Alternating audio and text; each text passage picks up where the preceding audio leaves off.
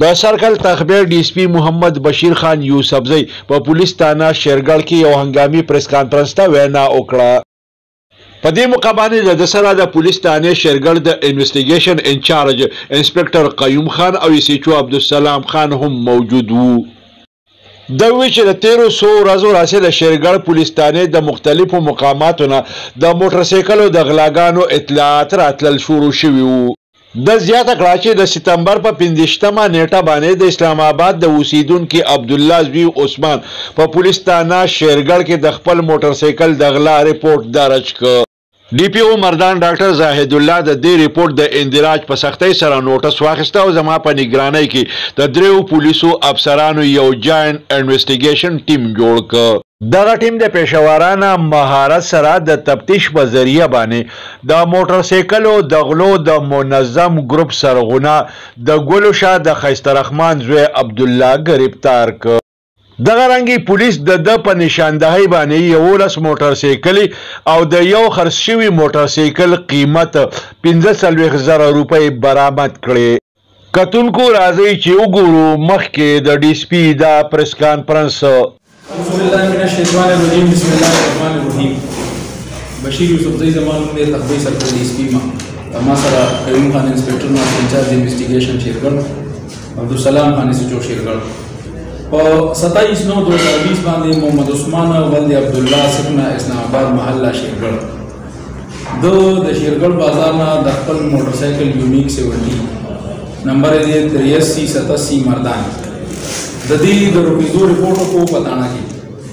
په دې باندې مقدمه رجسټر شو۔ دا دلته مخکې داسې شکایت ملایوي ده چې یاره د بازار نه په دې خلک موټر سایکل لري او بیا چې واپس راشي موټر سایکل وي د دې کې D P O صاحب د دې باقي موټر سایکل زما په نگرانۍ کې په قیوم خان او بلای او عبدالسلام خان موږ د مشتمل تفتیشي ټیم جوړ کړو۔ دې کې موږ په مختلفو ځایونو باندې تفتیش شروع کړو۔ په دې کې موږ یو عبدالله ولد خیسته رحمان سکنا ګلو شاه بدرګا دا مو گرفتار کو دوران انټرویشن چې کوم نو د خپل جرم اعتراف وکړو۔ د خپل نورو مرګرو دوه کسانو نور نامې کړې دي چې هغه زه فلحال اخیستل نه غواړم د هغې د ګرفتارۍ لپاره زموږ ټیمونه تشکیل شوي دي انشاءالله ملزمان به ډېر ژر ګرفتار شي۔ دنه چې کوم د عبدالله نه دا کوم موټر سایکل ورک شوی دنه هغه هم برآمد شو۔ د هغې نه علاوه دنه 10 موټر سایکلې نورې ټوټل دنه 11 موټر سایکلې برآمد شوي 11 او 12 موټر سایکل چې 125 موټر سایکل هغه دی وایي چې ما په 45,000 روپۍ خرڅ کړی د هغې د خرڅولو هغه 45,000 روپۍ چې کوم دی نو هغه د دنه برآمد شوي د دنه ټوټل برآمدګي چې کومه شوې ده نو دا 11 موټر سایکلې دي 11 او 45,000 روپۍ دي۔ په دې 11 موټر سایکلو کې چې کوم دی نو 4 موټر سایکلې زمونږ د شیرګړ تانې دي چې هغه مختلفو ټایمونو کې د خلکو نه ورک شوي دي او دا 45,000 روپۍ چې کوم موټر سایکل ده خرڅ کړی دی نو دا هم زمونږ د تانې دي۔ په دې دا ټوټل د 12 راځي لکه د یو برآمدګي د پیسو د 11 موټر سایکل 12 دي په دې 12 کې 15 زمونږ دي د اوس چې کومې دي نو دا موږ اوس په د مختلفو ځایونو نه دی سره کړي دي په دې کې موږ د دې انجن چیسس دا خپل ډیسټریکټ کې او ډیسټریکټ کو کوم دا سره پریډ کو چې دا د چا دی او